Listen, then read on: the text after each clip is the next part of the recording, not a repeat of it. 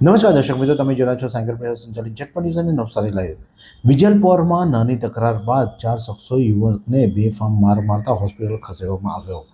વિજલપુર વિસ્તારમાં નજીવી બાબતે થયેલી કૌટુંબિક અંગત બોલાચાલી બાદ 4 જેટલા ઈસમોએ ભેગા મળીને એક યુવક પર જાનલેવા હુમલો કરી ગંભીર ઈજા પહોંચાડી હોવાના બનાવ સામે આવતા આ ઘટના અંગે વિજલપુર પોલીસ મથકમાં ફરિયાદ નોંધવામાં આવી છે અને તેઓ દ્વારા તપાસ હાથ ધરવામાં આવી છે. તારીખ 5/9/2024ના રોજ રાત્રે 11:15 વાગ્યાની આસપાસ ફરિયાદી નિલેશ ગિરાસે પોતાની ફેક્ટરી નજીક ઊભા હતા ત્યારે એક સફેદ કલરની સેલેરિયો કાર નંબર GJ21CD5165 ત્યાં આવી પહોંચી હતી. કાર રસ્તા વચ્ચે ઊભી રહેતા ફરિયાદીએ કાર ચાલકને ગાડી યોગ્ય રીતે પાર્ક કરવા માટે ટકોર કરી હતી. આ બાબતે બંને વચ્ચે સ્થળ પર સામાન્ય બોલાચાલી થઈ હતી. તે સમયે ત્યાં હાજર લોકોએ મામલો થાળે પાડ્યો હતો. આ ઘટનામાં થોડા સમય બાદ ફરિયાદી જ્યારે પોતાના મારુતિનગર કારખાનામાં કામ કરી રહ્યો હતો ત્યારે તેના મોબાઈલ પર એક અજાણ્યા નંબરથી ફોન આવ્યો હતો. ફોન કરનારે ફરિયાદીને બહાર આવવા અને તેની સાથે કોણ હતું તેને બોલાવવા માટે જણાવ્યું હતું. ફરિયાદી બહાર આવતા ત્યાં અગાઉ જ ઉભેલા 4 શખ્સો તેની સાથે ગાળાગાળી કરી ઝઘડો શરૂ કરી દીધો હતો અને તકરાર વધતા જ ચારેય શખ્સોએ ફરિયાદી નિલેશ પર હુમલો કરી દીધો હતો.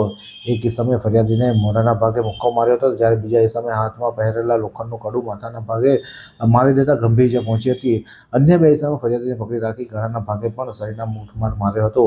ફરિયાદીએ બૂમાબૂમ કરતા આજુબાજુના લોકો એકઠા થઈ ગયા હતા, જેથી હુમલાખોરો જાનથી મારી નાખું છે તેવી ધમકી આપીને સ્થળ પરથી પલાયન થઈ ગયા હતા.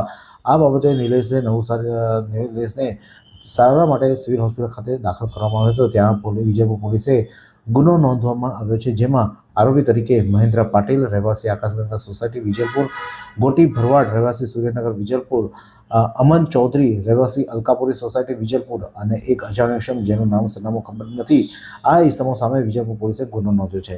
તો આ બાબતે ફરિયાદી નિલેશભાઈ શું જણાવે છે, આવો સાંભળીએ. મારું નામ નિલેશ ગિરાસે છે. હું ગઈકાલે રાતના કારખાના પાસે મારુતિનગરમાં મારા કામથી ગાડી મંગાવવા કીધેલી હતી. એટલે આકાશભાઈ કરીને છે એમને હું ગાડી લાવવા કીધી કે ભાઈ ગાડી લઈ આવો, રિવર્સ મારીને અંદર મૂકી દે, એમાં સામાન મૂકવાનો હતો. તો આકાશભાઈ ગાડી લેવા ગયા તે દરમિયાન એક ભાઈની ગાડી ફૂલ સ્પીડમાં આવીને ગાડી પાસે ઊભી રાખી દીધી.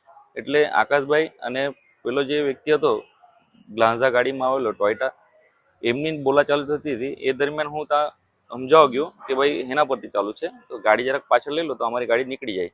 કેમ કે અડધી ગાડી ગલીમાં એન્ટર થઈ ગયેલી અને પેલો ભાઈ એમ કહે કે આ ગાડી મારે નથી હટાવી, તમારે જેવી રીતે હટાવી લેવાનું, મેં નથી હટાવવાનું. પછી આ લોકોને બોલાચાલી વધતા હું એને કીધું કે ભાઈ હાથ મૂકીને વાત કરીએ તો એમ કે હાથ કોને બતાવે. તો બહાર નીકળીને કહે તારે શું કરવું છે. મેં કહ્યું મારે કંઈ નથી કરવું, ખાલી આ ગાડી જવા દો. એટલે એ ભાઈને કીધું, એ ભાઈ ત્યાંથી નીકળી ગયા. પછી હું મારા કારખાને આવી ગયા, અમે બંને જણા કામ કરવા લાગી ગયા. પછી એ ભાઈ મને ડાયરેક્ટ કોલ કરીને કે બહાર નીકળ, તારું મોઢું બતાવ. તો મેં કીધું મારો નંબર કોઈ આપ્યો, મેં એને ઓળખતો બી નથી. મેં કીધું તું બહાર નીકળ અને જે વ્યક્તિ ગાડી ચલાવતો હતો એને બહાર કાઢ ને તો હું અંદર આવીને એને પતાવી દઈશ.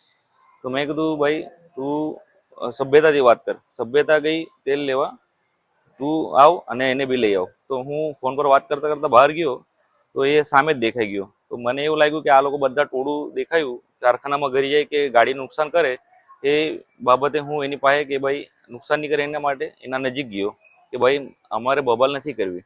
કેમ કે તારે બબાલ નથી કરવી, મારે તો કરવી જ છે. જે બી આવે તે એને બહાર કાઢ. મેં કીધું એ નહીં આવે, બબાલ નથી કરવી અમારે.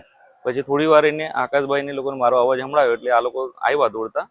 એટલી વારમાં એને મને અહીંયા ફાઇટ મારી, એના હાથમાં વીંટી પહેરી લીધી એટલે મારું અહીંયા બ્લડિંગ ચાલુ થયું અંદર. અને પછી એની હાથે બીજા ટોળા હતા કોણ હતો એટલે એને કીધું કે આ હતો, એટલે એને કડું પહેરેલું હતું, એનું કડું બેઠું મારા માથામાં કાઢીને અહીંયા માર્યું એટલે મને ઈજા થઈ. અને ત્રીજા વ્યક્તિએ હાથ મરડી કાઢ્યો કે આ જતો ને એમ કરીને એને મને મારવાની શરૂઆત કરી. પછી ગમે તેમ બધા 20-25 જણા આવ્યા, એ લોકો ગમે તેમ મારવાનું ચાલુ કરી દીધું. વાત કોઈ હમણાં તૈયાર જ નતા. આકાશભાઈ કે નિલેશભાઈ આપણે કંઈ વધારે નથી, તમે બહાર નીકળો, તમને વધારે વાગી ગયું છે. તો આકાશભાઈને બી એ લોકો મારવાનું ચાલુ કરી દીધું. અને એક જ વસ્તુ કે તમને પતાવી જ દઈશ, એક જ વાત એ ભાઈ કર્યા કરતો હતો. મેં કીધું કે મેં તો સમજાવેલો હતો, સમજાવવાની વાત છોડ, હવે તો પતાવી દઈશ. પછી અમે ત્યાંથી નીકળી આવ્યા, અમારા કારખાના પાસે બેસી ગયા. કેમ કે મને નીચે બી એ લોકોએ લાતથી મારેલું હતું એટલે મને થોડોક ચક્કર જેવા આવતા હતા, એટલે મેં સાઈડ પર નીકળી ગયો અને થોડી વાર 10 મિનિટ રહીને પીસીઆરનો ટાઈમ હતો એટલે પીસીઆર આવ્યો એટલે એ લોકો ત્યાંથી ભાગી ગયા. પછી મને એ અવસ્થામાં મને એવું લાગ્યું કે એ લોકો વધારે ટોળું લઈને નહીં આવે ને નુકસાન નહીં કરે, એટલે મેં 112 પર કોલ કર્યા. તો 112 પર કોલ કર્યા પછી મને પોલીસ ચોકી લઈ ગયા, ત્યાંથી ફરિયાદ લીધી. ફરિયાદ પછી હું સિવિલમાં આવ્યો, સિવિલમાં ટ્રીટમેન્ટ કરી. તે દરમિયાન મને માથામાં ઈજા બહુ થયેલી એટલે સીટી સ્કેન કરાવ્યું. પછી હાથમાં ઈજા થયેલી એટલે એક્સરે પડાવેલો છે. એક્સરે પડ્યા પછી બી સૂજન આજ સુધી ઉતરી નથી અને ચક્કર આવતા છે મને, એટલે મને સારવાર માટે કાલથી આજ સુધી રાખેલ છે. આશરે 25 થી 30 જણા હતા એ લોકો. એ મારુતિનગર ઓપોઝિટ પાર્ક કોલોની લાગે છે.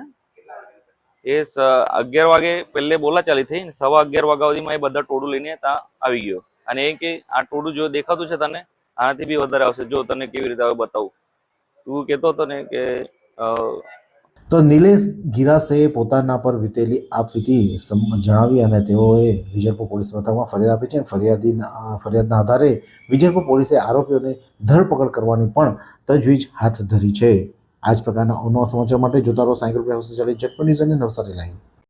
શું તમે શરીરના સાંધાના દુખાવાથી પીડાઈ રહ્યા છો કે પછી તમે કોઈ સ્પોર્ટ્સ ઇન્જરીથી પીડાઈ રહ્યા છો? લકવાની બીમારી બાદની પીડા સહન કરી રહ્યા છો? શું તમને સ્પાઇનલ પ્રોબ્લેમ છે? તો આ તમામ દુખાવાને હવે બાય બાય કરી દો, કારણ કે માસ્ટર ડિગ્રી ધરાવતા ખૂબ જ અનુભવી ફિઝિયોથેરાપિસ્ટ ડૉક્ટર અમિત પટેલ પાસે તમે આ તમામ સમસ્યાઓનું સચોટ નિદાન કરાવી ફરીથી નોર્મલ જિંદગી જીવી શકો છો. તો સરનામું નોંધી લો. Comprehensive care centre, DD street, library પાસે, અનુરાગ સારીઝની લાઇનમાં, નવસારી.